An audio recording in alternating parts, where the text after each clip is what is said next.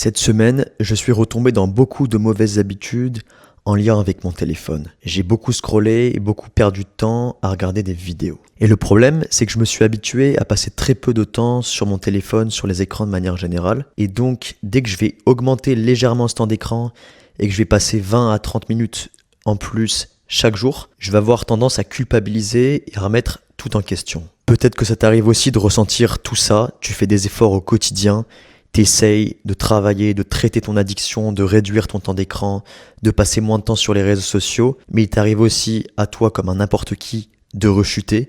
Et pareil, tu vas te poser les mêmes questions et tu vas commencer à douter. Il faut juste que tu comprennes une chose, c'est que c'est tout à fait normal.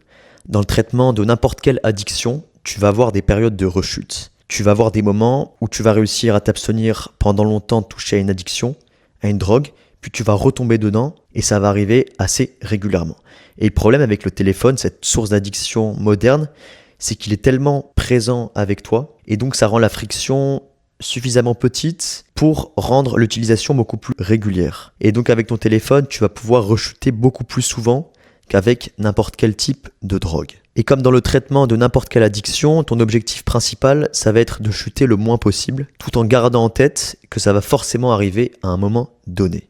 Il faut donc que tu sois prêt et que tu saches d'avance que tu vas avoir des moments où tu vas repasser du temps à scroller, à perdre du temps sur ton téléphone, sur les écrans et les réseaux. Et donc, comment éviter un maximum ces moments de rechute ? C'est des moments, tu le sais très bien, qui ne sont pas du tout agréables. Tu arrives pendant plusieurs jours, voire plusieurs semaines, à t'abstenir au maximum d'aller trop sur les réseaux sociaux, de passer trop de temps sur les écrans, sur ton téléphone. Mais le problème avec ces moments de rechute, c'est qu'à chaque fois que ça arrive, tu vas te remettre à douter, à culpabiliser et à remettre tout en question, comme si tu n'avais fait aucun progrès jusqu'à maintenant. Si ces moments de rechute, ils arrivent, ça veut aussi dire que toutes les techniques, tous les conseils que je peux te donner en vidéo, que tu peux entendre de la part d'autres personnes, ça veut dire que tout ça, c'est pas suffisant. Ça va être une approche hyper utile dans un premier lieu. Ça va te permettre de réduire au maximum la tentation pour aller sur ces écrans, pour aller sur ces réseaux sociaux. Mais ça va pas être suffisant parce que dans les moments où la tentation va être grande, eh bien, tu vas très bien pouvoir trouver des chemins alternatifs, des détours pour aller sur ces écrans, sur ces réseaux sociaux. C'est pour ça que selon moi, il va falloir que tu ailles beaucoup plus loin. Il ne faut pas simplement appliquer les conseils bêtement que je te donne en vidéo. Il va falloir que tu analyses. Quels sont ces moments déclencheurs où tu vas aller plus facilement sur ton téléphone, sur les réseaux, sur les écrans et perdre beaucoup de temps. Il faut que tu analyses en profondeur et ce que je vais te faire pour te donner un exemple, c'est que je vais faire l'analyse de mon comportement. Et selon moi, il y a 2 éléments déclencheurs qui expliquent une utilisation qui va être compulsive et qui va me faire perdre beaucoup plus de temps dans la foulée. Le premier élément déclencheur, c'est quand je vais faire face à un ennui qui est prolongé. Je peux déjà affirmer sans aucune crainte que j'ai une tolérance beaucoup plus grande à l'ennui de manière générale. Très certainement par rapport à toi et par rapport à la plupart des gens aujourd'hui. Pourquoi ? Parce que je m'entraîne régulièrement et j'incorpore des moments d'ennui réguliers dans mon quotidien. Je vais avoir aucun problème quand je vais prendre des transports en commun quotidiennement où je vais avoir 1 heure, 1 heure et demie de métro à ne rien faire sur tous ces temps de trajet. Quand je vais marcher, je vais avoir aucun problème à marcher sans aucune source de distraction, sans musique, sans podcast, sans rien. Pareil, quand je suis chez moi, je vais avoir aucun souci à avoir des moments seul avec mes pensées où je vais rien faire du tout. Et le vrai problème, ça va être quand cet ennui il va être chronique. Quand je vais avoir une matinée, un après-midi ou une journée entière de vide, où je vais avoir moins d'occupation, moins de choses à faire, c'est là, je dirais, où la tentation, elle va être la plus grande. C'est là où je vais plus facilement retomber dans mes mauvaises habitudes et passer plus de temps à scroller sur les réseaux sociaux.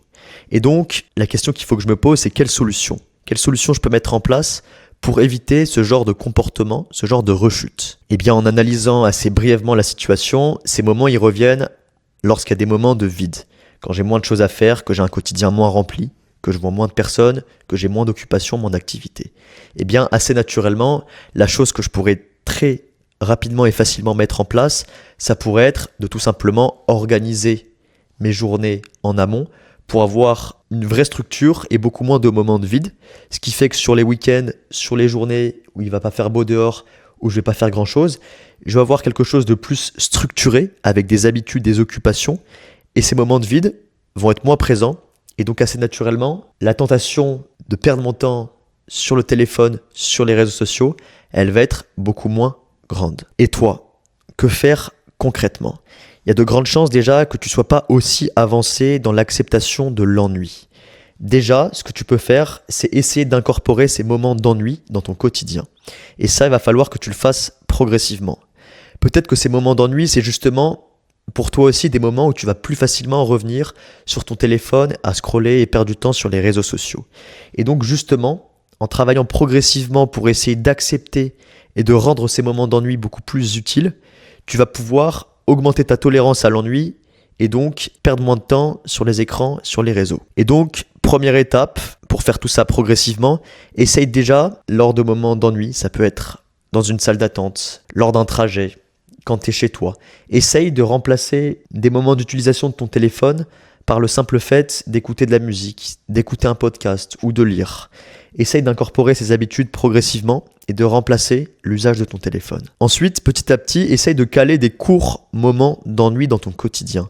Ça peut être 15 minutes au début, mais par exemple sur un petit trajet, sur une petite balade, sur quelques minutes chez toi, essaye, au lieu d'avoir une occupation, même si c'est écouter de la musique ou lire un livre, essaye de ne rien faire, d'accepter l'ennui et d'habituer ton cerveau à n'avoir aucune distraction. Quand tu auras progressivement habitué ton cerveau à ne pas avoir de distraction, à ne rien faire d'autre que d'être avec ses pensées, tu vas pouvoir rallonger ces moments d'ennui. Et progressivement, passer de 15 minutes à 20 minutes, puis 30 minutes, puis 1 heure de temps où tu ne vas pas forcément avoir d'occupation. C'est donc un cheminement progressif, mais clé si tu veux réussir à mieux tolérer les moments de vide et l'ennui. Et encore une fois, l'intérêt, c'est pas de rien faire pour rien faire. Je te demande pas de rendre ton quotidien ennuyeux pour le simple plaisir de le faire. C'est juste pour habituer ton cerveau à couper avec les distractions, à couper avec les notifications, à couper avec ton téléphone et pour augmenter ta tolérance à l'ennui. Et comme ça, dans les situations où tu vas avoir moins d'occupation, moins de choses intéressantes à faire, tu vas plus facilement accepter d'être seul avec tes pensées et plus facilement résister à l'envie, à la tentation de retomber dans tes mauvaises habitudes. Et le deuxième élément déclencheur chez moi qui va faciliter l'utilisation excessive des réseaux de mon téléphone, ça va être la fatigue. C'est quelque chose qui est plus difficile à combattre parce que la fatigue, tu vas pas forcément avoir un contrôle dessus. Et après une journée riche, intense de travail, où je vais aller en cours, où je vais enchaîner avec une séance de sport et des trajets qui vont être parfois longs, en rentrant chez moi, je vais être crevé et donc la tentation d'aller sur mon téléphone, de parfois scroller, elle va être beaucoup plus grande.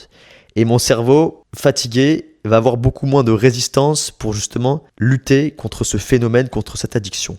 Et donc dans ces moments, assez naturellement, je vais beaucoup plus facilement retomber dans ces mauvaises habitudes. Quelle solution je peux mettre en place? En réalité, ça va sembler beaucoup plus difficile, mais des temps calmes, des choses où je ne vais pas forcément avoir beaucoup d'exigences, demander beaucoup de choses à mon cerveau, ça pourrait être l'idéal. Ça peut être des temps calmes, des temps où je vais me poser, où je vais méditer, où je vais m'asseoir et ne rien faire. Des moments de détente, mais éloigné de mon téléphone. Et toi, concrètement, comment est-ce que tu peux combattre cet élément déclencheur qui est lié à la fatigue? Tu as certainement le même problème, mais ces éléments de fatigue, ils sont peut-être aussi quotidiens dans ta vie.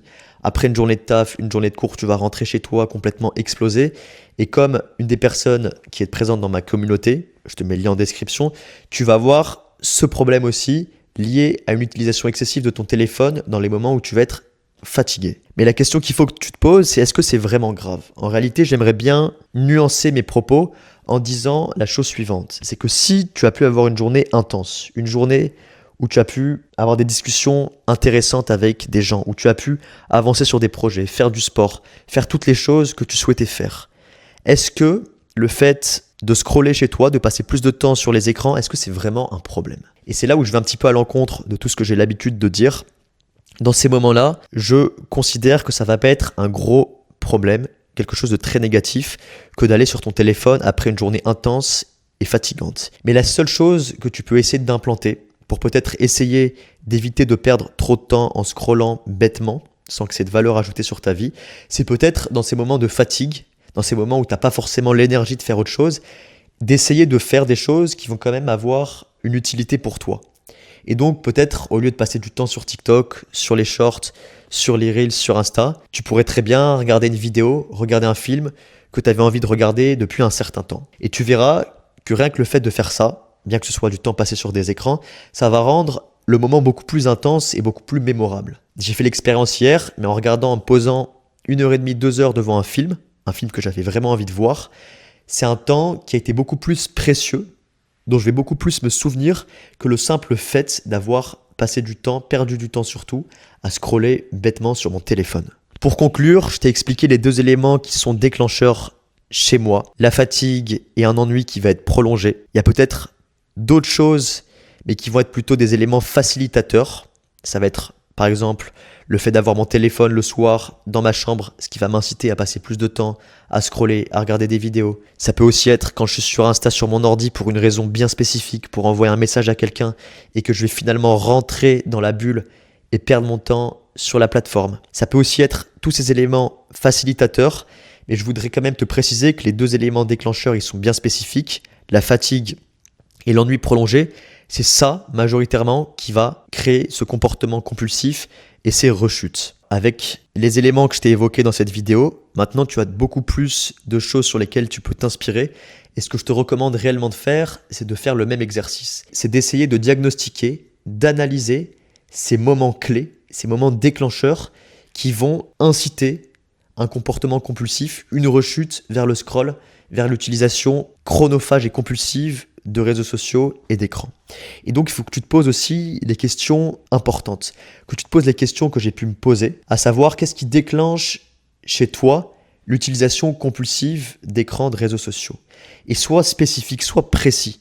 À quel moment bien précis, dans quel contexte tu vas plus facilement scroller. Et surtout, la question ultime qu'il faut que tu te poses, c'est quelles sont les solutions que je peux apporter pour remédier à ce problème. Je termine avec la communauté que j'ai créée. Je t'en parlais tout à l'heure, mais ce sont justement ce genre de questions, les questions qu'on s'est posées aujourd'hui dans cette vidéo, qu'on essaye de résoudre avec les autres membres de la communauté.